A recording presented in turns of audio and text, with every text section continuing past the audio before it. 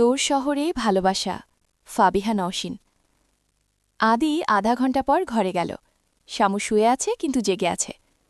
আদি শামুর পাশে শুয়ে শামুকে হালকা করে ধাক্কা দিল। শামু শামু আদির দিকে ঘুরে আদির দিকে চেয়ে রইল।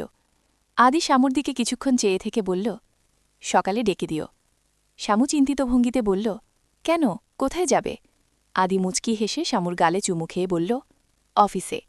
শামু হাঁ করে রইল, নিজের কানকে বিশ্বাস করতে পারছে না। আঙ্গুল দিয়ে কান ঝাঁকিয়ে বলল, আমি কি ঠিক শুনলাম? আপনি কি আরেকবার বলবেন মিস্টার হাজব্যান্ড? আদি নাক ফুলিয়ে বলল, শামু মজা করো না, তুমি ঠিক শুনেছ, আমি সত্যিই আগামীকাল থেকে অফিসে যাচ্ছি। শামু খুশিতে গদগদ হয়ে আদিকে জড়িয়ে ধরল। ওর চোখে পানি ছলছল করছে। ও ভাবতে পারেনি এই তো অল্পতেই আদি ওর কথা শুনবে, এ তো কম ডোজেই কাজ হবে। Thank you, very very thanks, I am so happy. Adi শামুকে সামনে এনে বলল, অনলি ফর ইউ, শুধুমাত্র তোমার কথায়। And I am also sorry, আমি এই 2 দিন অনেক উল্টোপাল্টা কাজ করেছি, প্লিজ ফরগিভ মি। তুমি নিজেকে শুধরে নাও, তাতেই আমি হ্যাপি। তোমার উপর শুধুমাত্র আমার ভবিষ্যৎ নয়, আমাদের পুরো পরিবার নির্ভর করবে। আমি আর রাত করে বাড়িতে ফিরব না, এমন ড্রিঙ্কও করব না। বাট আমি এত সহজে ড্রিঙ্ক করা ছাড়তে পারব না। ইউনো, আমি অনেক অ্যাডিক্টেড হয়ে গেছি। সো আই নো, এইসব এত সহজে ছাড়া যায় না। তুমি চেষ্টা করো, আস্তে আস্তে সব ঠিক হয়ে যাবে। চেষ্টার উপর জোর রাখতে হবে। ওকে, তুমি আমার উপর রাগ করে নেই তো? রাগ তো করিনি, অভিমান করেছিলাম। ভেবেছিলাম তুমি আজকে আমাকে নিতে যাবে, কিন্তু আমি যেতে চেয়েছিলাম, কিন্তু যাই হোক, আমি তোমার সব কথা যেমন শুনছি তোমাকেও আমার কথা শুনতে হবে, আর আমাকে অনেক ভালোবাসতে হবে। হু, ওকে ডান। আমি আমার বরকে ছাড়া আর কাকে ভালোবাসব? কাউকে না, বলে শামুকে বুকে জড়িয়ে নিল। তারপর বলল, শামু, আমি জীবনের এত কিছু বুঝি না। আমার কাছে জীবনের মানে নিয়ে চিন্তা করার মতো সময় ছিল না, সময় দেইনি জীবনকে। তাই তোমাকে দায়িত্ব দিলাম আমার জীবনের। ভুল করলে শুধরে দিও। আচ্ছা। শামু কয়েকবার আদিকে ডেকেছে, কিন্তু সে পড়ে পড়ে ঘুমাচ্ছে। শামু আদি পাশে বসে ওর মাথায় হাত বুলিয়ে বলে, আদি উঠো, অনেক বেলা হয়েছে, অফিসে যাবে না? আদি, আমার লক্ষ্মী জামাইটা, উঠো প্লিজ। হুম, এমন করো না, দেখো কটা বেজে গেছে। My sweet cute handsome husband, উঠো। বুঝেছি তুমি ভালো কথার ছেলে না, ভালো কথায় কাজ হবে না, ডোজ দিতে হবে। শামু 1 গ্লাস পানি নিয়ে আদির মুখে ছুঁড়ে মারে। আদি ধরফরিয়ে উঠে বসে। শামু, এটা কি করলে? উঠানোর উত্তম পন্থা, তুমি না অফিসে যাও? ভালোভাবে ডাকলেই তো পারতে। আল্লাহ, কি বলে এই ছেলে! ডাকিনি, অনেক আদর সোহাগ করে ডেকেছি, কাজ হয়নি, ভালো কথার ভাত নেই, তাই এই পন্থা অবলম্বন করেছি। আদি নামতে নামতে বলল, নিষ্ঠুর, বড্ড নিষ্ঠুর। আরেকটু ভালোবেসে ডাকবে, তা নয় চুবানি দিল সকাল সকাল। হি। আদি ফ্রেশ হয়ে আসতেই শামু ওর জামাকাপড় এনে দিল। স্যুট পরায়ে টাই বেঁধে দিল, চুল আছড়িয়ে দিয়ে ফোন, ওয়ালেট, গ্লাস এগিয়ে দিল, শরীরে বডি স্প্রে লাগিয়ে দিল। শামুর প্রচুর খুশি লাগছে। আদি অবাক হয়ে শামুকে দেখছে। তুমি এত খুশি কেন? শামু মুচকি হেসে বলল, কারণ আমার গর্ব করার সময় এসেছে তাই। তুমি জানো, মেয়েরা তাদের হাজবেন্ডের সাকসেসে কত খুশি হয়? বেশিরভাগ ছেলেরা স্ত্রীর সাকসেস সহ্য করতে পারে না, স্ত্রী তাদের ওপরে উঠবে মেনে নিতে পারে না, কিন্তু মেয়েদের উল্টো। বুঝেছি, কথা দিচ্ছি আমার জন্য গর্ব করবে। মনে হচ্ছে একটা বাচ্চা ছেলেকে স্কুলের জন্য রেডি করছি। হি। প্র্যাকটিস করে রাখো, একদিন তো করতেই হবে। শামু লজ্জা পেয়ে কিছু বলল না। কিছুটা দূরে গিয়ে আদির দিকে চোখ বুলাল। ফর্মাল ড্রেসে ড্যাশিং লাগছে, শামুর চোখে তাক লেগে গেছে। তা দেখে আদি বলছে, এভাবে নজর দিও না, তুমি যদি এভাবে নজর দাও, বাইরের মেয়েরা কি করবে? নজর দিয়ে দিলাম, যাতে অন্য কারো নজর যেন না লাগে, তারপরও মেয়েদের থেকে দূরে থাকবা, ওকে? আচ্ছা, এখন আমাকে গুড উইশ করে দাও তো। শামু মুচকি হেসে 2 হাত গালে রেখে মাথা নামিয়ে কপালে ঠোঁট ছুঁয়ে বলল, আল্লাহ তোমার সহায় হোক, তোমাকে ধৈর্য শক্তি দান করুন, সফল হও। ধন্যবাদ। আদি আর শামু একসাথে ডাইনিং টেবিলের কাছে যেতেই সবাই অবাক হয়ে আদিকে দেখছে। শামু বলল, সবার অবাক হওয়া শেষ হলে একটা কথা বলি, আদি আজ থেকে অফিসে যাচ্ছে। কি? সবাই একসাথে। সবার খুশি আর ধরে কই, আদি অফিসে যাচ্ছে এ নিয়ে বাড়িতে ঈদ চলছে। সন্ধ্যাবেলা আদি বারান্দায় দাঁড়িয়ে আছে। শামু পিছন থেকে জড়িয়ে ধরে আদির পিঠে মাথা এলিয়ে রাখল। আদি শামু হাত ধরে পিঠের সাথে মিশিয়ে নিল। অফিস ভালো ছিল, কিন্তু কিছুটা বোরিং। অফিস তো আর বউ না যে বোরিং লাগবে না। তাহলে আর কি, বউকে পকেটে করে অফিসে নিয়ে যেতে হবে। আমি রাজি, যদি পকেটে নিতে পারো। হি। আদি শামুকে টেনে সামনে এনে বলল, তুমি এত ফাজিল কেন? তুমি তুমি কম কিসে? আমি ফাজিল? ঠিক আছে। আদি শামুর থুতনি ধরে উঁচু করে ঠোঁটে ঠোঁট রাখল। এভাবে কেটে গেল 6 মাস। আদি এখন আর বন্ধুদের সাথে রাতভর আড্ডা দেয় না, না আগের মতো এত ড্রিঙ্ক করে। অফিসের কাজে মনোযোগী হয়েছে, কিন্তু রাগ, জেদ, ইগো, অহংকার সবই এক আছে। শামুর দুনিয়া সংকীর্ণ হয়ে আসছে। আদি ওকেও নিজস্ব গণ্ডিতে সীমাবদ্ধ রেখেছে। আদি চায় শামুর সবটা জোরে। শামুর পুরো দুনিয়ায় শুধুমাত্র আদির বসবাস থাকবে। ওর চিন্তাভাবনা জোরে শুধু আদি থাকবে। এ নিয়ে অনেক মানভিমান চলেছে ওদের মধ্যে। আদি অফিস থেকে ফিরে এসে দেখে শামু কানে দুল পড়ছে। দেখে বোঝা যাচ্ছে কোথাও যাচ্ছে। শামু, কোথাও যাচ্ছ? শামু কানে দুল পরে আদির দিকে ঘুরে বলল, নিশি আপুর সাথে যাচ্ছি, আপুর কিছু কেনাকাটা আছে। আদি অভিমানের সুরে বলল, কই, আমাকে তো কিছু জানাওনি, আর আমি বাসায় আসার পরই যেতে হচ্ছে। আদি, এভাবে বলছো কেন? আমাদের তো প্রি প্ল্যান ছিল না। হুট করে আপু বলল ইমার্জেন্সি বাইরে যেতে হবে, আমি যেন তার সাথে যাই। আর বেশি টাইম লাগবে না, অনলি 1 আওয়ার। যা খুশি করো, বলেই ফাঁস হতে চলে গেল। উফ, ছেলেটা কথায় কথায় অভিমান করে। রাতের বেলা শামুর ফোন বেজেই চলেছে। রুমে ফোন রেখে নিচে গেছে। আদি ল্যাপটপে অফিসের কাজ করছে। বারবার ফোন বেজেই চলেছে। আদি উঠে ফোন হাতে নিয়ে রুম থেকে বেরিয়ে শামুকে ডাকছে। শামু, কই তুমি? ফোন বাজছে। আদি সিঁড়ির সামনে আসতেই শামু বলে, পিক করো তুমি। আদি ফোন পিক করে।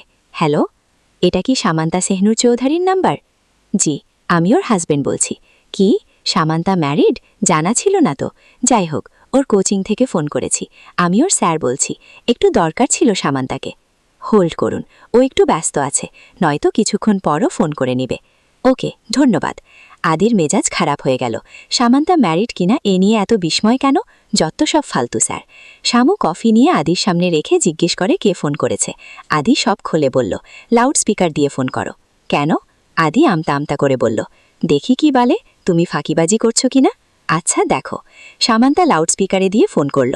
সালাম কুশল বিনিময় করার পর স্যার বললেন, তুমি বিবাহিত? একটা ছেলে ফোন রিসিভ করে বলল তোমার হাজব্যান্ড। জি স্যার, আমি ম্যারিড, আমার হাজব্যান্ড ফোন রিসিভ করেছিল। তোমাকে দেখলে তো বোঝাই যায় না যে তুমি ম্যারিড। কতদিন হলো বিয়ের? আদি চোখ পাকিয়ে শামুর দিকে তাকাচ্ছে। শামুরও মেজাজ খারাপ হচ্ছে। স্যার বেশি পেঁচাল পারছে, তাও আদির সামনে কিছু বলতেও পারছে না, আবার ছাড়তেও পারছে না। জি, 1 বছর হতে চলেছে। কি দরকার ছিল স্যার? ও হ্যাঁ, শুনো, পড়াশোনা, পরীক্ষার সাজেশন সম্পর্কে অনেক কথা বলে ফোন রাখল। যেহেতু সামনে ফাইনাল এক্সাম। ফোন রাখতেই আদি ল্যাপটপের দিকে তাকিয়ে বলল, তুমি আর ওই কোচিংয়ে পড়বে না। সামান্তা চমকে বলল, কেন? আদি নির্লিপ্তভাবে উত্তর দিল, যে কোচিংয়ে স্যারদের স্টুডেন্টদের পার্সোনাল লাইফ নিয়ে এত ইন্টারেস্ট, সেখানে আমার ওয়াইফ পড়বে না। আর কেন ফোন করেছিল? শুধু আমাকেই না, সব স্টুডেন্টদের ফোন করা হয়, এটাই কোচিংয়ের রুলস। সামনে যেহেতু এক্সাম, তাই ফোন করে পড়াশোনার খবর নেয়। আর তুমি তো জানো মডেল টেস্ট চলছে আমাদের। যাই হোক, তুমি আর ওখানে পড়বে না। আদি, সামনে আমার এক্সাম, আর তুমি এসব বলছো? এর চেয়ে ভালো কোচিংয়ে ভর্তি করে দেব, টপ টিউটারদের লাইন লাগিয়ে দেব, তবুও ওখানে তুমি পড়বে না। তুমি বললেই হলো।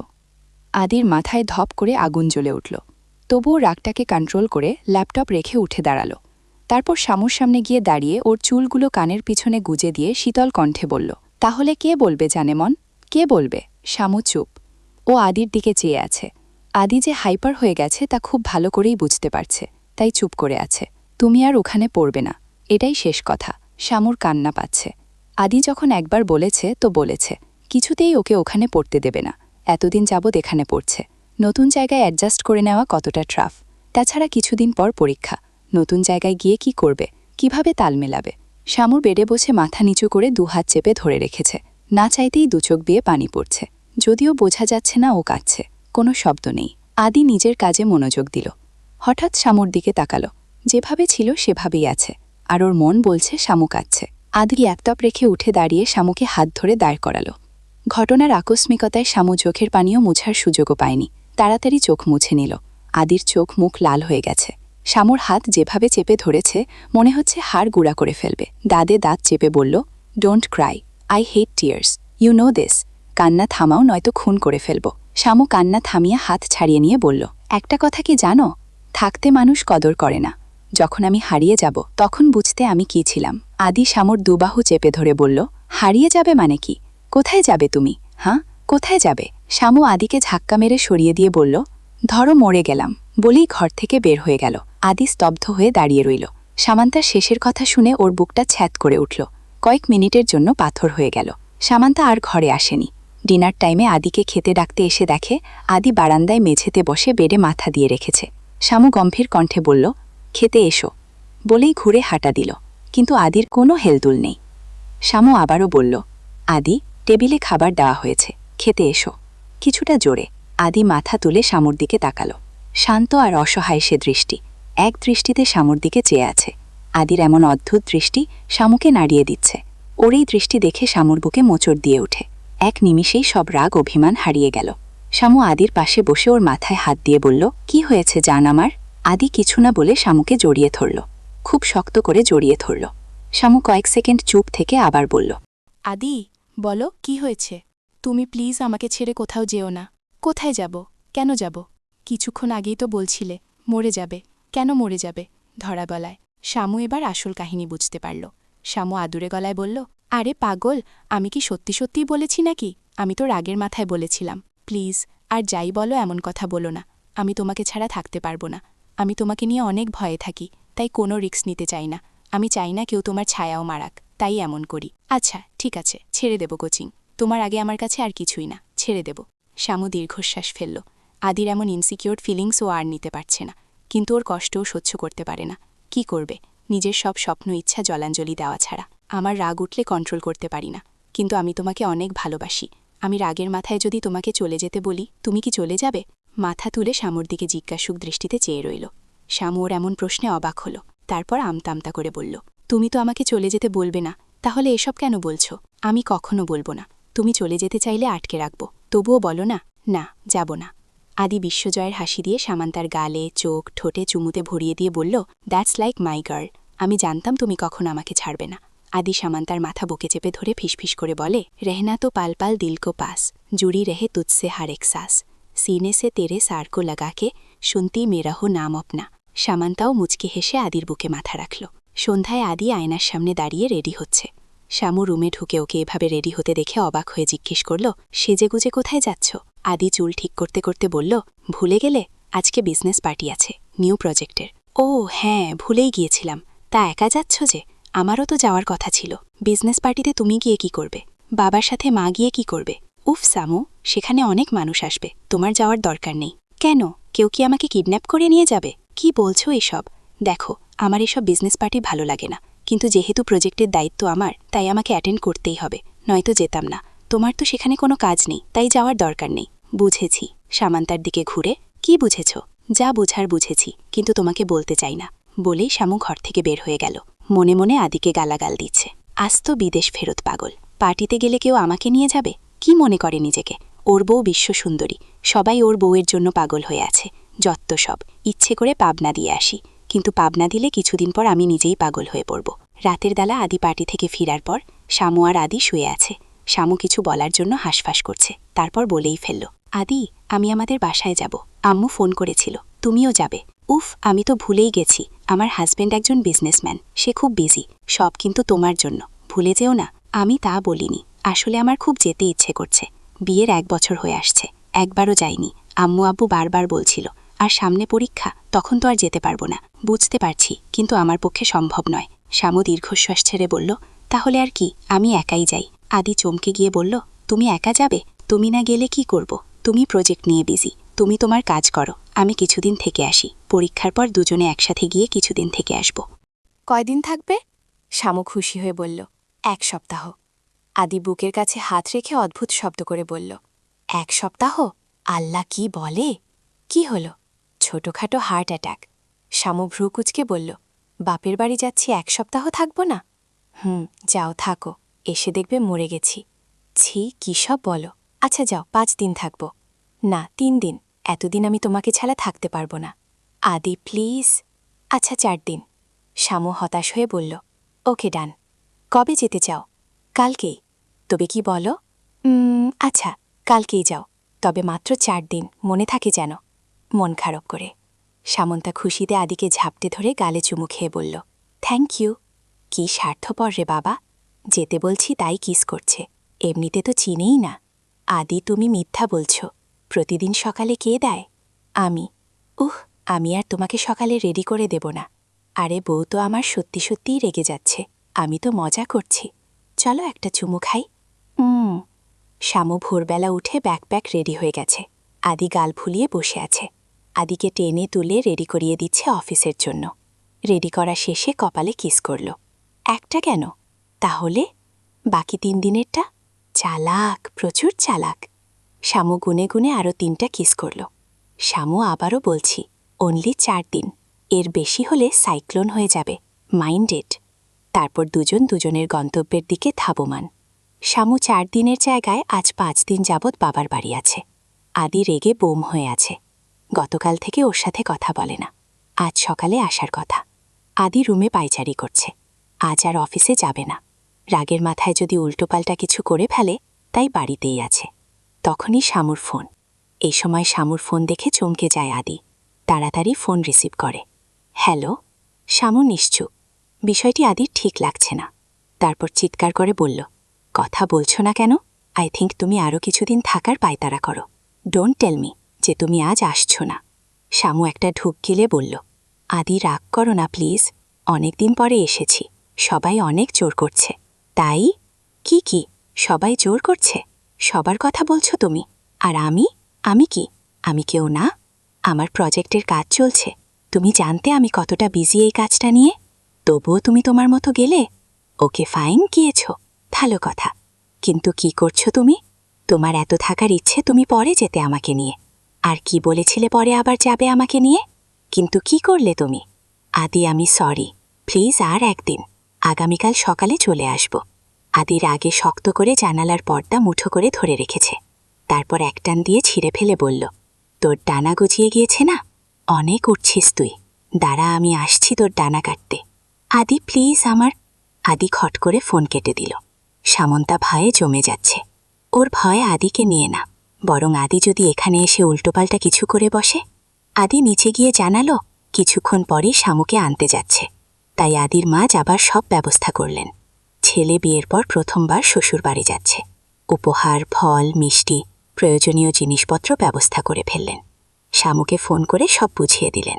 শামু নিজে এ বাসায় জানিয়ে দিল আদি আসছে। বাড়িতে জামাই আপ্যায়নে তোড়জোড় ব্যবস্থা চলছে। দুপুরবেলা আদি গিয়ে উপস্থিত। আদি ভিতরে গিয়ে সবার সাথে কুশল বিনিময় পর্ব সারল। শামু শুধু আল্লাহ আল্লাহ করছে, কিন্তু না, আদি সম্পূর্ণ ঠান্ডা। শামু আম্মু বলল, শামু, আদিকে উপরে নিয়ে যা, আমি নাস্তা পাঠিয়ে দিচ্ছি। আচ্ছা। শামু আদির দিকে তাকিয়ে নিজের রুমের দিকে যাচ্ছে। আদিও ওটে অনুসরণ করছে। শামুর বুক ঠিপ ঠিপ করছে। আদি যে একটা হাঙ্গামা করবে সেটা শিওর। রুমে ঢুকতেই আদি দরজা লাগিয়ে লক করে দিল। শামু ঘুরে দাঁড়াতেই আদির রক্তবর্ণ চেহারা দেখল। চোখ লাল হয়ে আছে। আদি শামুর দুবাহু চেপে ধরে চোয়াল শক্ত করে বলল, কি বলে এসেছিলি তোকে? কি বলে দিয়েছিলি তোকে? আসনে তোকে আসতে দেওয়াই ঠিক হয়নি। শামু কাচুমাচু হয়ে বলল, আদি চুপ, একদম চুপ, কথা বলবি না। তুই একটা মিথ্যেবাদী। তুই তো ভালো করেই আমাকে জানিস। তুই জানিস না আমি তোকে ছাড়া এতদিন থাকতে পারবো না। আমি জানি, কিন্তু এরাও তো পরিবার। এদের চাওয়া পাওয়া নিয়েও তো আমাকে ভাবতে হবে। সবাই খুব মন খারাপ করছিল। মন খারাপ করলে আজীবন থেকে যাবি? হ্যাঁ, বিয়ে হয়েছে, এখন আমার বাড়িই তোর সব। বাপের বাড়ি আসবি, 2 দিন থাকবি, ব্যাস। একা এসে এতদিন থাকছিস জামাই ছাড়া? তোমাকে তো বলেছিলাম। কি বলেছিলি? তুই জানতি আমি আসতে পারবো না, কতটা পেরায় আছি। দায়সারা হয়ে বলেছিস। আদি আমি মন থেকেই বলেছি, আমার এখন এসব জানার দরকার নেই। সন্ধ্যায় আমরা ব্যাক করছি। এখন বাজে 2টা, 6টায় রওনা দিব। এতক্ষণে যত কথা, যত ব্যথা সব বাড়ির মানুষের সাথে শেয়ার কর, তারপর প্যাকিং কর। আজ প্রথমবার এসেছো, এভাবে চলে গেলে সবাই কি বলবে? আই ডোন্ট কেয়ার, আমরা আজই যাচ্ছি। তুই যদি না যাস থাক, মানা করব না, আমি চলে যাব। ঠিক আছে, চলে যাব তোমার সাথে। ছলছলে চোখে আদি শামুকে ছেড়ে দিল। শামু নিচে চলে গেল। কিছুক্ষণ পর নাস্তা নিয়ে এসে দেখে আদি ফুল স্পিডে ফ্যান ছেড়ে শার্টের বোতাম সব খুলে খাটে বসে আছে। শামু বুঝতে পারল ওর গরম লাগছে, তাই ট্রে রেখে ওয়াশরুমে গিয়ে তোয়ালে ভিজিয়ে এনে আদির গালা মুছতে গেলেই আদি সরিয়ে দেয়। শামু আবার মুছতে যায়। আদি এক ঝাটকায় সরিয়ে দেয়। তারপর বলে, এত ভালোবাসা দেখাতে হবে না। এতদিন এই ভালোবাসা কই ছিল? শামু থমকে যায়। তারপর আবার জোর করে মুছতে যায়। আদি কিছু বলতে যাবে, তখনই শীতল কণ্ঠে বলে, এত রাগ করছো কেন? তোমার কথা তো মেনেই নিয়েছি, ঢাকা ব্যাক করছি, তাহলে এমন করছো কেন? তোমার কষ্ট আমাকে স্পর্শ করলেও আমার কষ্ট তোমাকে কেন স্পর্শ করে না? কেন তুমি স্বার্থপরের মতো নিজের কথাই কেবল ভাবো? আমার কথা একটু ভাবতে পারো না? আদি আর কিছু বলল না। শ্যামু ওর পুরো শরীর মুছে দিয়ে ঘরের দক্ষিণের জানালা খুলে দিল। ঝড়ের বেগে বাতাস আসছে। আদি অবাক হয়ে সেদিকে চেয়ে রইল। পুরো ঘর মুহূর্তেই ঠান্ডা হয়ে গেল, যাকে বলে আল্লাহর রহমত। শ্যামু মিষ্টি হেসে বলল, এমনই আল্লাহর রহমত। আমার রুমে ফ্যান ছাড়া লাগে না, সবসময় আল্লাহর রহমত বহে। দুপুরের খাবারের পর শ্যামু ওর আম্মুকে চলে যাওয়ার কথা বলতেই ওর আম্মু শকড। কি বলছিস? জামাই এতদিন পর এলো, আর তুই বলছিস আজকেই চলে যাবি? আমি আদির সাথে কথা বলবো। আম্মু বলে লাভ হবে না, ও একটা প্রজেক্ট নিয়ে অনেক বিজি আছে। এত ব্যস্ততার মধ্যে শুধু আমাকে নিতে এসেছে, থাকার জন্য আসেনি। অন্য সময় আসবো। তবুও আম্মু প্লিজ বাদ দাও। মেয়েকে বিয়ে দিয়েছ, সে এখন পর হয়ে গেছে। আসবে, দুদিন থাকবে, এই। শ্যামুর আম্মু শ্যামুর চোখে অভিমান দেখতে পেল। ওর ভিতরে যে ঝড় বইছে বুঝতে পারছে। তুই অনেক বদলে গেছিস শ্যামু, নিজেকে আড়াল করতে শিখে গেছিস। তোর চঞ্চলতাও হারিয়ে গেছে। শ্যামু এবার ডুকরে কেঁদে ওঠে। আম্মুকে জড়িয়ে বলে, তোমাদের শ্যামু বিলীন হয়ে গেছে আম্মু। কাঁদে না, বোকা মেয়ে, কাঁদিস কেন? শোন, আদি তোকে চোখে হারায়, তাই এমন পাগলামি করে।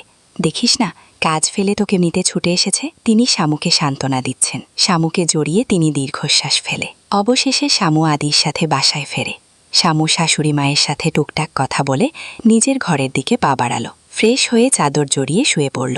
রাতে খাবে না বলে দিয়েছে, কেউ যেন না ডাকে। কিছুক্ষণ পর আদি শ্যামুর পাশে বসে ওর মাথায় বিলি কাটছে। শ্যামুর এই মুহূর্তে আদিকে প্রচণ্ড বিরক্ত লাগছে। এত কষ্ট দিয়ে এখন সোহাগ দেখাচ্ছে, তাই হাত সরিয়ে দিয়ে বিরক্তিকর মুখে বলল, প্লিজ বিরক্ত করো না, ভালো লাগছে না। আমি তোমাকে বিরক্ত করছি? আমাকে এখন তোমার বিরক্ত লাগছে? বাহ, ভালো। বলেই আদি উঠে চলে গেল। আদি যে রাগ করল সেটা শ্যামু বুঝতে পারল, কিন্তু এ নিয়ে বিন্দুমাত্র মাথা ব্যথা নেই। চাদরটা মাথা পর্যন্ত তুলে শুয়ে পড়ল। জার্নির কারণে ক্লান্তিতে কখন ঘুমিয়ে পড়েছে। হঠাৎ মাঝরাতে ঘুম ভেঙে গেল। পাশ ফিরে আদিকে খুঁজছে, কিন্তু আদি নেই। শ্যামু উঠে বসে। বিছানা দেখে বোঝাই যাচ্ছে এখানে কেউ শোয়নি। শ্যামু উঠে ওয়াশরুম চেক করল, সেখানেও নেই। বারান্দার দরজা খোলা। বারান্দায় গিয়ে কোমরে হাত দিয়ে দাঁড়িয়ে পড়ল। আদি বারান্দায় বেডে শুয়ে আছে। ওফ, এই ছেলেকে নিয়ে পারি না, এত অভিমান। আমি রাগ করেছি, কই আমার রাগ ভাঙাবে, তা না নিজেই অভিমান করে বসে আছে। জীবনটা তেজ পাতা। শ্যামু আদির কাছে গিয়ে জড়িয়ে ধরে শুয়ে পড়ল। আদিকে জড়িয়ে ধরতেই আদি বলল, কেন এসেছ এখানে? শ্যামু চমকে গেল, মনে হচ্ছে ভূত দেখেছে। এই, তুমি এখনো ঘুমাওনি? না, ঘুম আসছে না। তুমি কেন এসেছ? আমি তো শুধু তোমাকে বিরক্ত করি। আদি, তুমি কবে বুঝবে আমাকে? কেন বুঝো না? তুমি আমার সাথে কি ব্যবহার করেছ ভুলে গেলে? আমি তোমার ব্যবহারে কষ্ট পেয়েছি। বাড়ি থেকে এসেছি, মন খারাপ ছিল, আর তুমি এই নিয়ে উল্টো রাগ করে আছো। তাহলে কার সাথে রাগ করব? তুমি জানো না তোমাকে ছাড়া আমার সব শূন্য লাগে? তবুও কেন এতদিন থাকলে? আরও থাকতে চাইলে? তুমি তো আমাকে একটুখানিও মিস করনি। কে বলেছে করিনি? মিস করেছি, কিন্তু থাকার বলতে হবে না। কি মিস করেছ জানা আছে। তুমি জানো তুমি অনেক স্বার্থপর, শুধু নিজেরটা বোঝো। নিজেরটা বুঝবো না তো রাস্তার মানুষটা বুঝবো। আর নিজের মানে কি? আমি তোমার খেয়াল রাখি না? হ্যাঁ রাখো। আচ্ছা বাদ দাও, ঘুমাও। অফিস আছে তোমার। আজকে অফিসে যাওনি? এভাবে কেটে গেছে আরও অনেক সময়। সামান্তার ফার্স্ট ইয়ার এক্সাম শেষ, তাই ভার্সিটি অফ। বাসায় বেকার কি করবে? আদিকে বলেছিল পরীক্ষার পর একসাথে ওদের বাড়িতে যাবে, কিন্তু আদি যে সিন ক্রিয়েট করেছে তাতে শ্যামুর আর ইচ্ছে হয় না। শ্যামু ভাবছে রুমের ডেকোরেশন চেঞ্জ করবে। তাই শুরু হলো। নিশি আর শ্যামু মিলে সব পছন্দ করল। তারপর ডেকোরেশন শুরু। আদি অফিস থেকে এসে রুমে ঢুকে এ কার রুম? আমার রুম তো না, ভুলে অন্য রুমে এসে পড়েছি। তখনই চোখ গেল বেডের সাথে দেয়ালে বড়সড় করে ঝুলানো ওদের বিয়ের ছবিটা। বিভিন্ন জায়গায় ওদের ছবি। না, সবই তো ঠিক আছে, তার মানে আমার রুমই। ফ্রেশ হয়ে এসে দেখে শ্যামু বেডে বসে পা ঝুলাচ্ছে। শ্যামুকে দেখে হালকা হেসে বলল, আমি তো ভেবেছিলাম ভুল করে অন্য কারো রুমে চলে এসেছি। তুমি তো দেখছি আমার রুম পুরো পাল্টে দিয়েছ, চেনাই যাচ্ছে না। শ্যামু ভ্রু কুচকে বলল, তোমার রুম মানে? বিয়ের পর ছেলেদের আর নিজের রুম থাকে না, বউয়ের হয়ে যায় সব। পুরো রুমের সব কিছুর মালিক সে। সো এই রুম আর এই রুমের সব কিছুর মালিক থুরি মালকিন আমি, তুমি গেস্ট। আদি শ্যামুর দুহাত তুলে নিজের সাথে মিশিয়ে বলল, তোমার লজিকে ভুল আছে। মানলাম সবকিছু তোমার, কিন্তু বউটা তো আমার, আর বউয়ের সম্পদ মানে আমার সম্পদ। তাই বউয়ের সাথে এই রুমেরও মালিক আমি। তাই তো এই লজিক আমার মাথায় আগে আসেনি কেন? কারণ তুমি বোকা। হিহি হিহি, তুমি আমাকে যতটা বোকা ভাবো জনাব, আমি ততটা বোকা নই। প্রুফ চাও? ওয়েট। এই ধরো, তুমি বাইরে যেমন ভিতরে অন্যরকম। বাইরে হাসি খুশি সাদাসিধা বাচ্চা একটা ছেলে দেখাও, কিন্তু ভিতরে খুবই চালাক প্রকৃতির মানুষ। যেমন তেমন চালাক নয়, ভয়ঙ্কর চালাক। কোনো কিছুতেই তোমার কিছু যায় আসে না, নিজেরটা ঠিক থাকলেই হলো।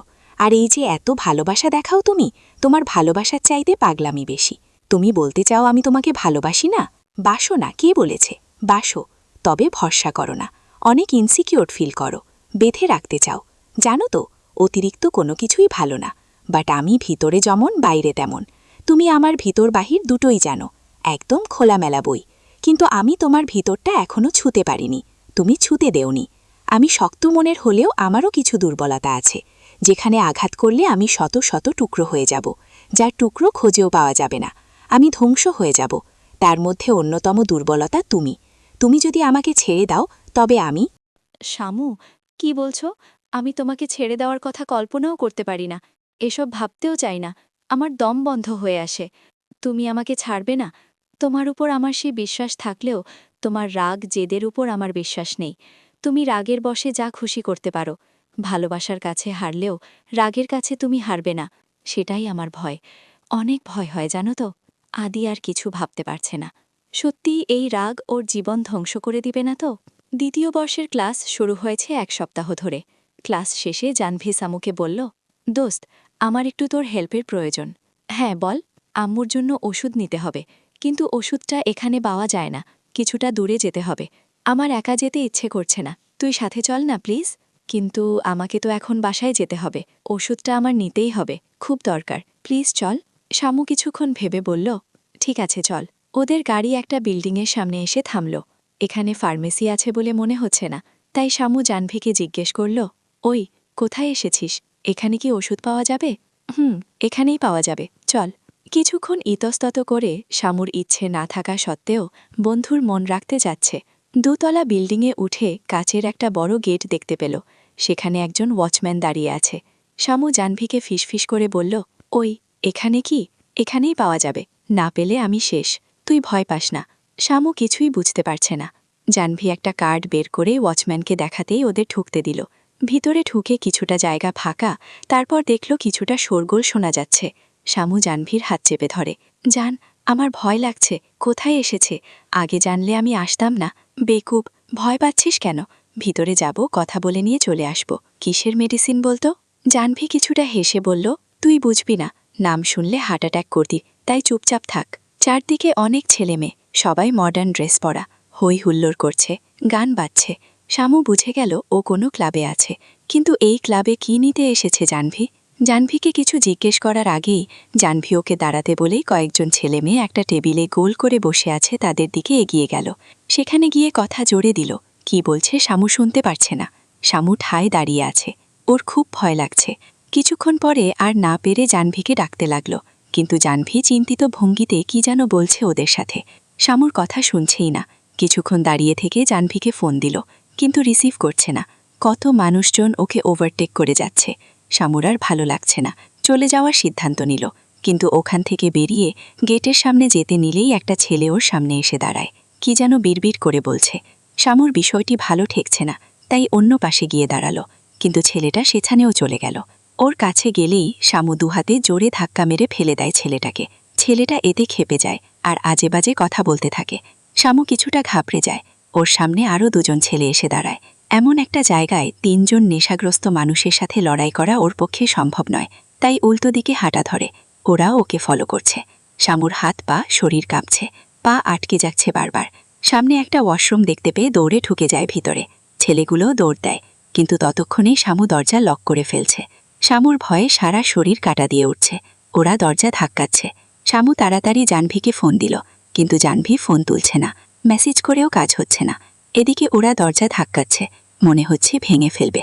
শামুর মাথা কাজ করছে না। ও আদিকে ফোন করল, এদি জানতে পারলে ওকে খুন করবে। তবুও এখন আদির চেয়ে ওরা বেশি ডেঞ্জারাস। আদিকে ফোন দিতেই রিসিভ করল। আদি অফিস থেকে বাসায় ফিরছে। তো শামু, শামু কাঁদতে কাঁদতে বলল, কোথায় তুমি? আদি শামুর কান্না শুনে ব্রেক কষে বিচলিত হয়ে জিজ্ঞেস করল, শামু কি হয়েছে? জান, আমার কাছো কেন? আদি, আমি বিপদে পড়েছি। শামুর কথা শুনে আদি ঘাবড়ে গেল। শামু কি হয়েছে? কোথায় তুমি? তুমি কি ভার্সিটিতে না রাস্তায়? Tell me ডেমিট। শামু কান্না করতে করতে বলল, আমি জানি না কোথায় আছি। জাহ্নবী আমাকে ওষুধ কেনার কথা বলে একটা ক্লাবে নিয়ে এসেছে। আমি যখন দেখলাম এটা ক্লাব, আমি ওকে রেখে এখানে চলে আসছিলাম। তখন কয়েকটা ছেলে আমার পিছু নেয়। অজানা ভয় আদির হাত পা কাঁপতে শুরু করে। সে ছেলে? হ্যাঁ, আমি ওয়াশরুমের দরজা লক করে আছি, ওরা বাইরে। আমার খুব ভয় করছে। শামু রিল্যাক্স, ভয় পেও না। আগে বলো কিভাবে ওখানে গিয়েছো? জায়গাটা কোথায়? আমি আসছি। ড্রাইভারকে নিয়ে এসেছি মেইন রোডের সামনে 5তলা বিল্ডিংয়ের দোতলায়। আচ্ছা, আমি ড্রাইভারের কাছ থেকে ঠিকানা নিচ্ছি, তুমি ফোন কাটবে না। আচ্ছা, তুমি তাড়াতাড়ি এসো। আদি ড্রাইভারের কাছ থেকে ঠিকানা নিয়ে রকেটের গতিতে গাড়ি চালাচ্ছে।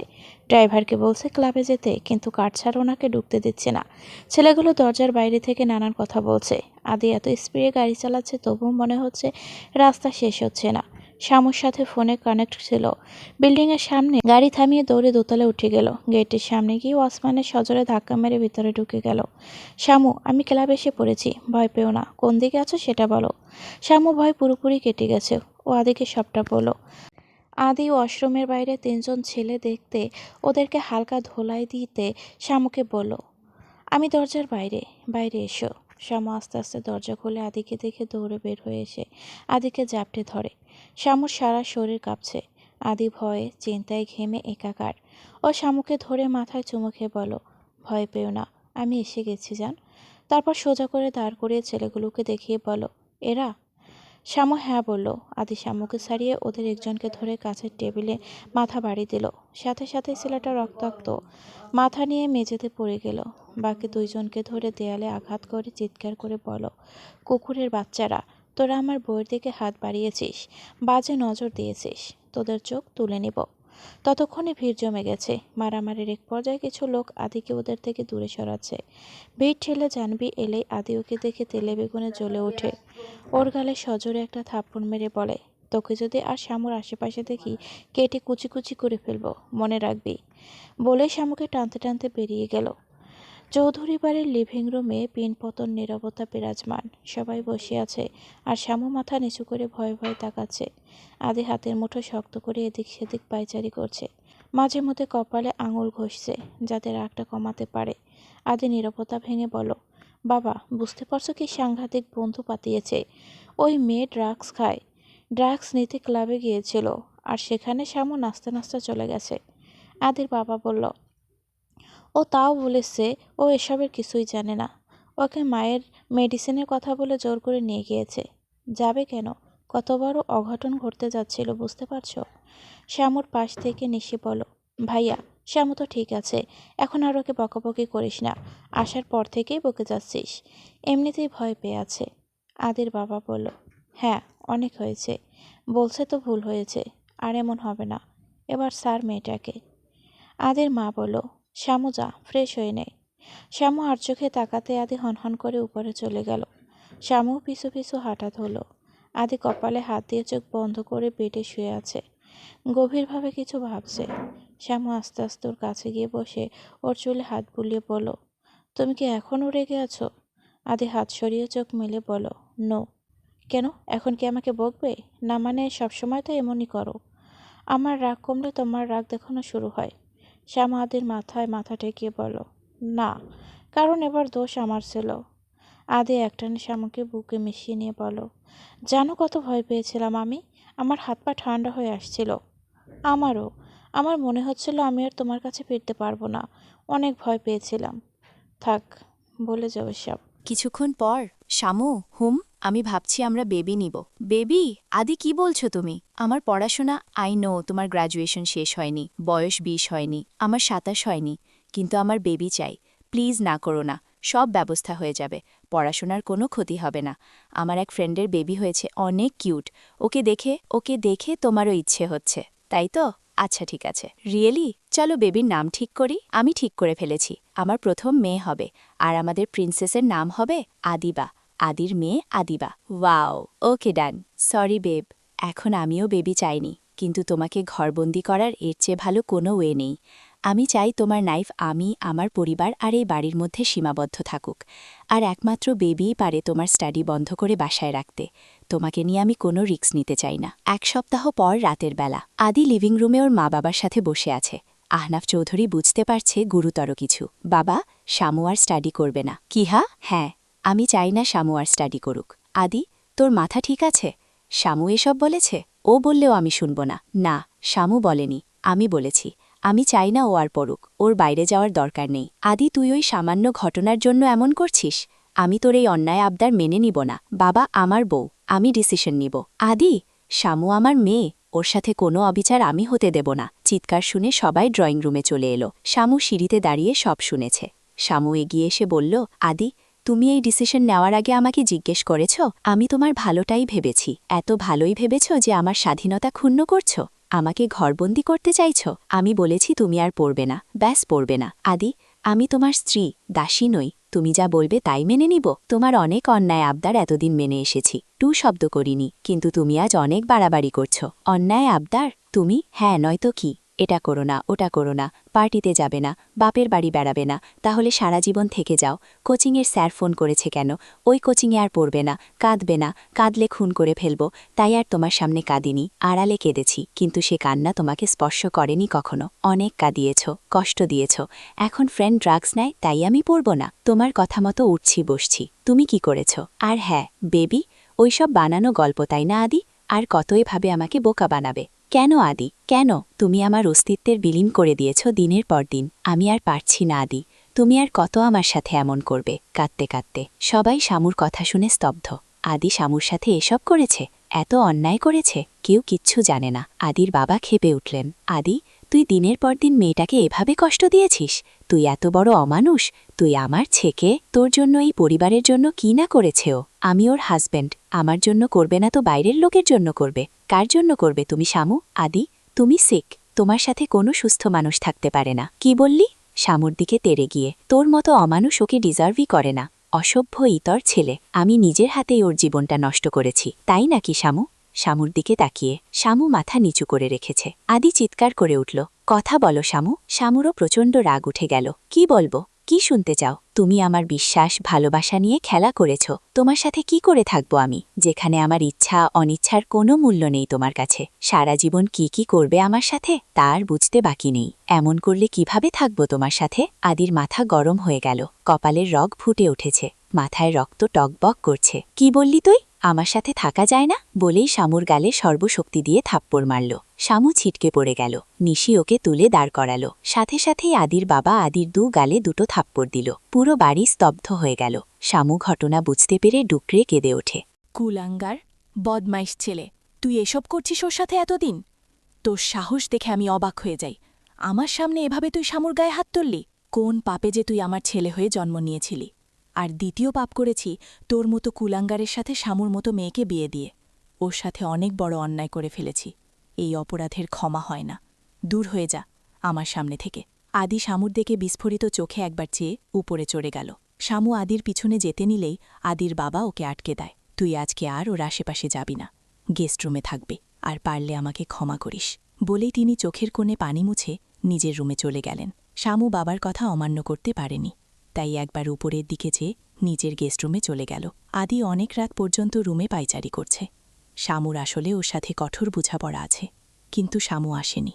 মাঝরাতে আদি কাউকে ফোন করে বলল আগামীকাল সকালের ফ্লাইটে সিডনির টিকিট কনফার্ম করতে, আর্জেন্ট। তারপর উকিলকে ফোন করে বলে ডিভোর্স পেপার রেডি করুন, আগামীকাল সকালেই সব রেডি চাই। আমি ইমেল করে ডিটেলস পাঠিয়ে দিচ্ছি। তারপর ফোন রেখে দিয়ে বলল আমার সাথে থাকা যায় না? তাহলে থাক তুই তোর মতো। ঘুম ভাঙতেই শামুর মাথাটা চিনচিন করছে। সারা রাত ঘুম হয়নি, প্রচুর কেঁদেছে, তাই মাথা ভারের সাথে প্রচণ্ড ব্যথা। মাথা চেপে ধরে উঠে বসে। ঘড়িতে সময় দেখে লাফিয়ে উঠল। 9:44। সকালের দিকে ঘুমিয়েছে, কখন চোখ লেগে এসেছে। বিছানা থেকে নেমে ফ্রেশ হয়ে বাইরে যেতেই একজন সার্ভেন্ট এসে একটা বড় খাম দিয়ে গেল। শামু কিছুই বুঝতে পারছে না কে দিল এটা, তাই সার্ভেন্টকে জিজ্ঞেস করল এটা কার, কে দিয়েছে? আদি স্যার পাঠিয়েছে। শামু বুঝতে পারছে না কিসের খাম দিবে আদি এত সকালে। শামুবার কিছু না বলে উপরের দিকে একবার চেয়ে খামটা খুলে ধপ করে মেঝেতে বসে পড়ল। দু চোখ পেয়ে অঝোর ধারায় পানি পড়ছে। শামু জোরে চিৎকার করে উঠল। ওর চিৎকার শুনে সবাই হন্তদন্ত হয়ে ছুটে এলো। আদির বাবা, মা, বোন সবাই এসে হাজির। সবাই জিজ্ঞেস করছে কি হয়েছে। কিন্তু ওর মুখ দিয়ে কোনো কথা বের হচ্ছে না। নিশি ওকে টেনে ওঠানোর চেষ্টা করছে, কিন্তু তুলতে পারছে না। ওর হাতে থাকা কাগজগুলো হাতে নিল। তাতে একটা চিঠি আর আদি সাইন করা ডিভোর্স পেপার। নিশির হাত থেকে পেপারটা পড়ে গেল। সবাই স্তব্ধ হয়ে ডিভোর্স পেপারের দিকে চেয়ে আছে। নিশি চিঠিটা খুলে জোরে জোরে পড়া শুরু করল।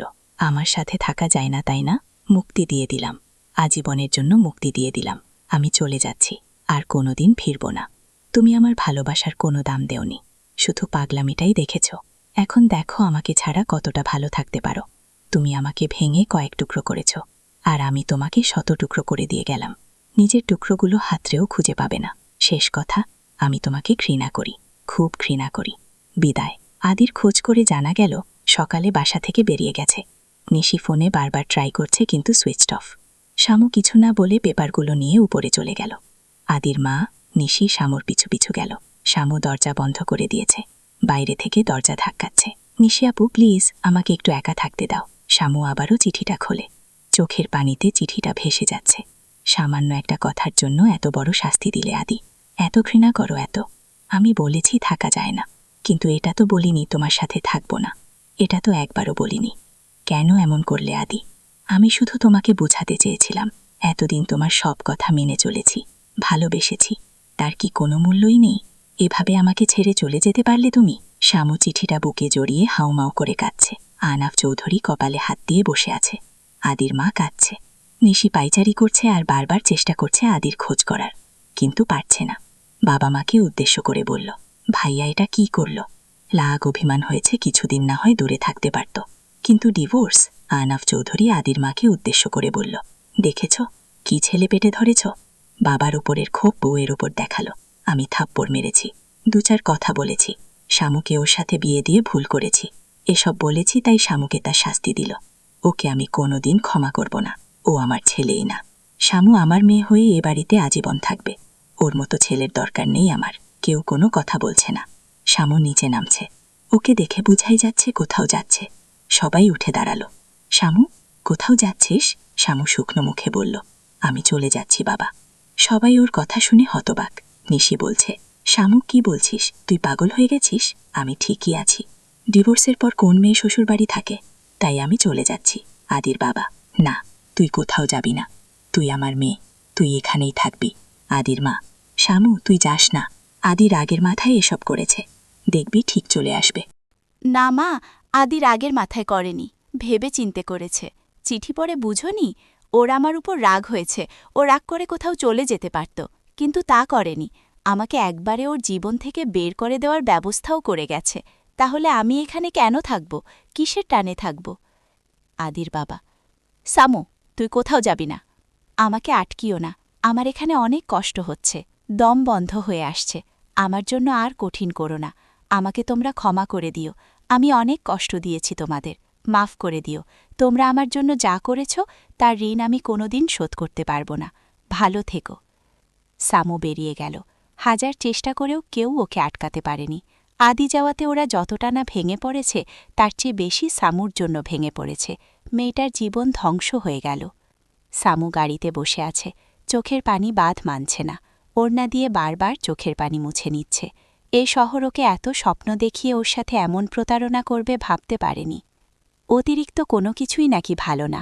অতিরিক্ত ভালোবাসা, জেদ, রাগ, বিশ্বাস, ইগো, লোভ। লোকে বলে অতিরিক্ত জিনিস মানুষের জীবনে দুঃখ ডেকে আনে, আর সেটা যদি অতিরিক্ত রাগ হয় তাহলে তার ফলাফল অতি ভয়াবহ। অতিরিক্ত রাগ জীবন ধ্বংস করে দেয়। রাগের বশে নেওয়া একটা ভুল ডিসিশন সব তছনছ করে দেয়। গাড়ি গিয়ে সামুদের বাসার গেটের সামনে থামল। নিজেকে মৃত মনে হচ্ছে। গাড়ি থেকে নামার শক্তি পাচ্ছে না। শরীরে শক্তি সঞ্চয় করে গাড়ি থেকে নেমে ভাড়া মিটিয়ে গেটের সামনে দাঁড়িয়ে রইল। গেট খোলা, ভিতরটা দেখা যাচ্ছে। সামু ধীর পায়ে হেঁটে যাচ্ছে, যেন বোধ নেই, রোবটের মতো এগিয়ে চলেছে। মেন ডোরের সামনে গিয়ে বেল বাজিয়ে দেয়ালে হেলান দিয়ে দাঁড়িয়ে রইল। সামুর আম্মু এসে দরজা খোলে সামুকে দেয়ালের সাথে হেলান দেওয়া অবস্থায় দেখে। ওর চোখ মুখ শুকনো, চুলগুলো এলোমেলো, কেমন বিধ্বস্ত লাগছে। ওর মায়ের বুক ধক করে উঠল। উদ্বিগ্ন হয়ে বলল, সামু কি হয়েছে? সামু মায়ের দিকে শান্ত চাহনি দিয়ে হুট করেই জড়িয়ে ধরে জোরে জোরে কেঁদে দিল। সামুকে কিছুতেই শান্ত করা যাচ্ছে না। ভিতরে নিয়ে বসিয়ে সামুর আব্বুকে ফোন করে বাসায় ডেকে আনে। সবাই মিলে অনেক চেষ্টা করেও কোনো কথা বের করতে পারেনি, কেঁদেই যাচ্ছে। সামুর বাবা উপায় না দেখে আহনাব চৌধুরীকে ফোন করে। তিনি সবটা বলেন না, শুধু বলেন আদি আর সামুর মধ্যে ঝামেলা হয়েছে, কোন মুখে বলবেন সবটা, তাই এটুকুই বলেন। রাতের বেলা সামু নিজের ঘরে বসে বাবা মাকে সবটা খুলে বলে। আদি ওকে চিরদিনের মতো ছেড়ে চলে গেছে, আর ফিরবে না। সামুও আরও বাড়ি ফিরবে না, সব জানায়। সামুর বাবা রেগে গিয়ে আদির বাবাকে ফোন করতে গেলে সামু বাধা দেয় আর বলে ওদের কোনো দোষ নেই। সামুর মা সামুকে জড়িয়ে কেঁদেই চলেছে। সেদিন রাতে এক বুক কষ্ট নিয়ে মায়ের কোলে ঘুমিয়ে পড়ে। সামু খাওয়া নাওয়া সব ছেড়ে ঘরেই পড়ে থাকে। চার দেয়ালে নিজেকে বন্দী করে নিয়েছে, কারোর সাথে কথাও বলে না, সারাদিন রাত কেঁদেই চলেছে। এক সপ্তাহ পর ভোরবেলা আজানের শব্দে সামুর ঘুম ভেঙে যায়। বিছানা ছেড়ে গোসল করে ফ্রেশ হয়ে নামাজে দাঁড়ায়। আজ থেকে নতুন ভোরের শুরু। নামাজ শেষ করে মোনাজাত ধরে, সেখানে তার মনের গোপন বাসনাগুলো আল্লাহর দরবারে পেশ করে। নামাজ শেষে ছাদে যায়। চারদিকে আলো ফুটছে, পাখিরা কিচিরমিচির করছে, স্নিগ্ধ বাতাস বইছে। বাতাসেরা সামুকে ছুঁয়ে যাচ্ছে, টপে ফুটে থাকা ফুলগুলো ছুঁয়ে ছুঁয়ে দেখছে। অন্যরকম ভালো লাগা কাজ করছে। রেলিং ধরে দাঁড়ায়, আকাশের দিকে চেয়ে বলে, আদি, আজকের পর আমি আর তোমার জন্য কাঁদব না, তোমার জন্য কষ্ট পাব না। আজ থেকে আমার নতুন জীবন শুরু। আমি তোমাকে বলেছিলাম তুমি আমাকে ছেড়ে দিলে আমি ধ্বংস হয়ে যাব, আর তুমি সেই পয়েন্ট ব্যবহার করেছ। তুমি ভেবেছিলে আমাকে ধ্বংস করে দিবে, কিন্তু না, আমি সেটা হতে দিব না। আমিও ভালো থাকব। তুমি আমাকে ঘৃণা করো, তাই না? ঠিক আছে, তাই করো, কারণ তুমি আমাকে কখনো ভালোবাসোনি। ভালোবাসলে তুমি এটা করতে পারতে না। আমিও আর তোমাকে নিয়ে ভাবব না। হে মাবুদ, তুমি আমাকে শক্তি দাও, এমন কিছু করো যাতে আমার জীবনে বেঁচে থাকার শক্তি যোগায়, আমাকে লড়াই করার সাহস দেয়। আমাকে শক্তি দাও, আমার বেঁচে থাকার শক্তির উৎসর সন্ধান দাও, মনে শান্তি দাও। সকাল 10টা। সামু আহনাব চৌধুরীকে ফোন করল। আসসালামু আলাইকুম বাবা। ওয়ালাইকুম আসসালাম। কেমন আছিস? জি ভালো, আপনি? দীর্ঘশ্বাসের শব্দ। বাড়িটা কেমন যেন হয়ে গেছে, মনে হচ্ছে কেউ মারা গেছে। শামু কিছুক্ষণ চুপ থেকে বলল, আমার তোমার একটা সাহায্যের প্রয়োজন। আমার ভার্সিটির ট্রান্সফারের ব্যবস্থা করে দিন। আমি পড়াশোনা কন্টিনিউ করতে চাই। আমি চাইলেই হোস্টেল কিংবা অন্যভাবে পড়াশোনা চালিয়ে যেতে পারতাম, কিন্তু আমি আর ওই শহরে ফিরতে চাই না। আদির বাবা দীর্ঘশ্বাস ছেড়ে বলল, আচ্ছা, আমি ব্যবস্থা করে দেব। তোর খুশিতেই আমি খুশি। তোর বাবাকে বলিস আমাকে মাফ করে দিতে। ভালো থাকবেন, নিজের খেয়াল রাখবেন। শামু নিজ শহরের ভার্সিটিতে ভর্তি হয়ে গেল। শুরু হলো নতুন পথ চলা। নিজেকে অনেকটা গুছিয়ে নিয়েছে, পড়াশোনা করছে, নিয়মিত ভার্সিটি যাচ্ছে, তবে শরীর ঠিক যাচ্ছে না। ইদানিং মাথা ঘোরায়, কিছু খেতে ইচ্ছে করে না, গা মেজমেজ করে, শরীর অনেক দুর্বল লাগে, শুধু ঘুম পায়। ডিভোর্স পেপার খুব যত্নে রেখেছে, অনেকবার সেখানে সাইন করার চেষ্টা করেছে, কিন্তু সাহসে কোলায়নি। কিসের যেন একটা বাধা আসে বারবার, কিসের যেন টান, বারবার এই টান উপেক্ষা করতে চাইলেও পারে না। শরীর ভালো না লাগায় ভার্সিটি থেকে বাড়িতে চলে এসেছে। শরীর অনেক দুর্বল লাগছে। কলিং বেল বাজিয়েই ধপাস করে পড়ে গেল। শামুর মা দরজা খোলে এইভাবে শামুকে পড়ে থাকতে দেখে ভয় পেয়ে চিৎকার করে উঠল। সিডনি, রাতের বেলা।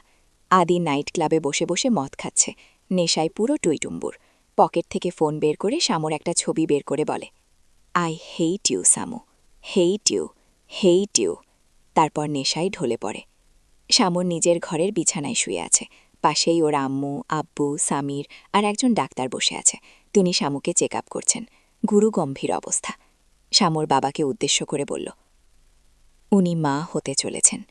পুরো ঘরে পিনপতন নীরবতা। শামুর চোখে পানি ছলছল করছে। আল্লাহ ওর দিকে মুখ তুলে চেয়েছেন। ওর জীবনে বেঁচে থাকার শক্তি পাঠিয়েছে। ওর সানশাইন, ওর বেবি, যে ওকে বেঁচে থাকার শক্তি দিবে, লড়াই করার সাহস যোগাবে। কিন্তু ওর মা বাবার মুখ দেখে কিছু বোঝা যাচ্ছে না। কেমন চুপ সে আছে। তাতে কি, শামু তো খুশি। শামু, তুই কি হ্যাপি? মায়ের এমন প্রশ্নে শামু অবাক হয়ে গেল। কি বলে এসব? ও প্রেগনেন্ট, ও মা হতে চলেছে। ছোট্ট একটা বাচ্চা আসবে, ওকে মা বলে ডাকবে, আর ও খুশি হবে না? শামু উল্টা প্রশ্ন ছুড়ে দিল, কেন আম্মু, আমার সময় তুমি আমাকে নিয়ে হ্যাপি ছিলে না?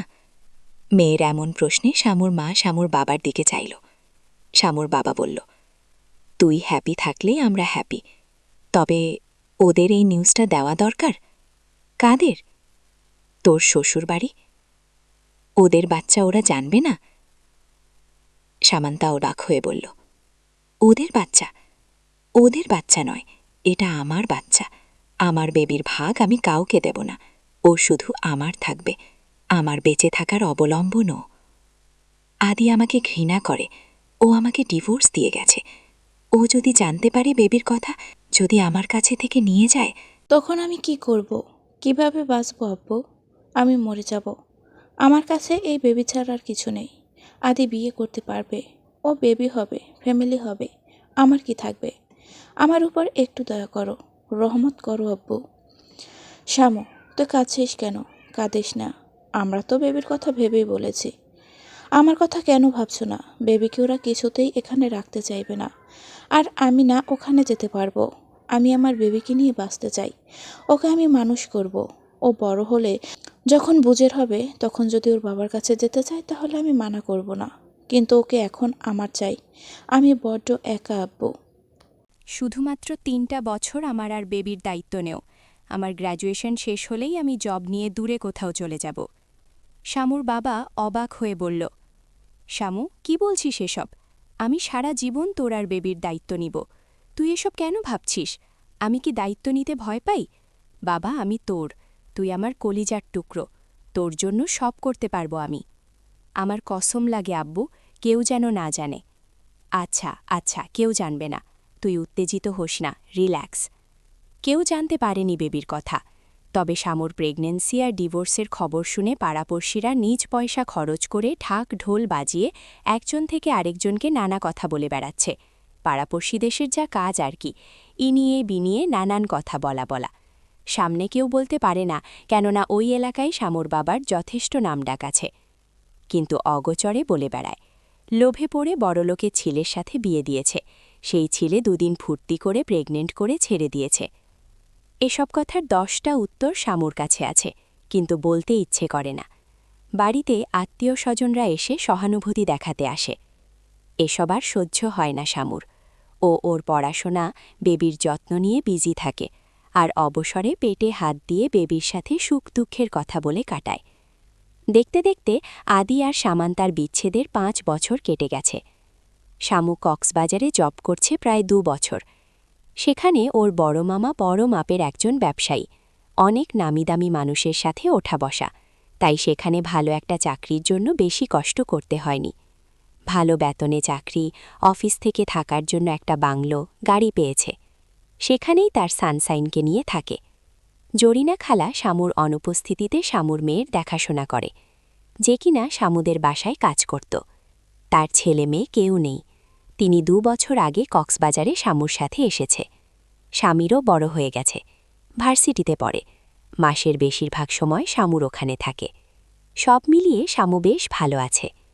ও চেয়েছিল নিজের চেনা শহর থেকে দূরে থাকতে, তাই হয়েছে। শামুর বাবা মাও বাধা দেননি, তারাও চান তাদের মেয়ে নাতনি ভালো থাকুক। শামু মেয়েকে 3 মাস হল স্কুলে ভর্তি করেছে। মেয়ের বয়স 4 বছর হলেও কথাবার্তা, চালচলন 7 বছরের বাচ্চাদের মতো। শামু ওকে ওভাবেই তৈরি করেছে। বেশ দুষ্টু হয়েছে। দেখতে হবে তো মেয়েটা কার। 2 বজ্জাতের শামু আর আদির। রাতের বেলা শামু মেয়েকে পড়াতে বসেছে। বাবুই বলো তো, what is your name? Princess, sunshine, বাবুই, আদু। ঝুঁটি নাড়িয়ে। শামুর কপালে হাত। হায় রে মেয়ে, কি বলে! নিজেকে সামলে মেয়েকে বলে, নাম জিজ্ঞেস করলে এসব বললে মিস তোমাকে রসগোল্লা দিবে, বুঝেছ? হি হি, তাহলে তো ভালো হবে মাম্মা, আমি খেয়ে ফেলব। উফ, ঠিক করে বলবে, নয়তো মার খাবে। আমি কিন্তু রেগে যাচ্ছি। মাথা ঝুলিয়ে সায় জানালো, my name is Adiba Sajanta Chowdhury. এই তো good girl. What is your mother name? My mother name is Samantha Shahnaz. What is your father name? My father name is Adil Chowdhury. Samantha দীর্ঘশ্বাস ছাড়ল। ওর পড়াতে ভালো লাগছে না। তারপর বলল, বেবি, তোমার ছুটি, চলো কার্টুন দেখবে। মেয়েকে কার্টুন ছেড়ে দিয়ে আলমারি থেকে ডিভোর্স পেপার বের করল, আর সেই চিঠি। চিঠিটা আরেকবার পড়ল। এত বছরে কতবার পড়েছে হিসেব নেই। পেন হাতে নিল সাইন করার জন্য। পেন বসানোর সাথে সাথেই হাতটা কেঁপে উঠল। তারপর পেন ছুঁড়ে ফেলে দিয়ে বলছে, হোয়াই হোয়াই এতবার চেষ্টা করেও কেন সামান্য একটা সাইন করতে পারি না? কেন পারি না? কেন আমি আমার জীবন থেকে তোমাকে বাদ দিতে পারি না? তুমি তো পেরেছ, তবে আমি কেন পারছি না আদি? Tell me. রাতে আদিবাকে ঘুম পাড়িয়ে বারান্দায় গিয়ে দাঁড়াল। আকাশের দিকে চেয়ে দীর্ঘশ্বাস ফেলল। আকাশে চাঁদ নেই, তারারা ঝিকঝিক করছে। আকাশে কোনো মেঘ নেই, শুভ্র সুন্দর আকাশ। সত্যিই আদি আমাকে তোমার মনে পড়ে না? হয়তো পড়ে না, নয়তো এত বছরেও কেন তুমি দেশে ফিরলে না? বাবা মায়ের জন্যও তো ফিরতে পারতে। নিশ্চয়ই কোনো বিদেশিনীকে বিয়ে করে সুখে আছো। আমিও আছি, সুখে আছি। রোজ রোজ নিজেকে স্ট্রং প্রুফ করার জন্য লড়াই করি। আমার লাইফের সানসাইনকে নিয়ে ভালো আছি। তবে কি জানো, তোমাকে আজও ভুলতে পারি না। সারাদিনের ব্যস্ততায় তোমাকে ভুলে থাকার চেষ্টায় সফল হলেও এই একাকিত্ব রাতে তোমাকে বেশ মনে পড়ে। তাতে কি? সামান্তা অভিমানী মুখ করে ঘরে গিয়ে আদিবাকে জড়িয়ে শুয়ে পড়ল। সিডনি। আদি কিচেনে থেকে কফি বানিয়ে বারান্দায় গিয়ে দাঁড়াল। তারপর কফিতে চুমুক দিয়ে ফোন বের করে। ফোনের লক খোলে স্ক্রিনের দিকে একদৃষ্টিতে চেয়ে আছে। সেখানে সামান্তার হাস্যোজ্জ্বল একটা ছবি।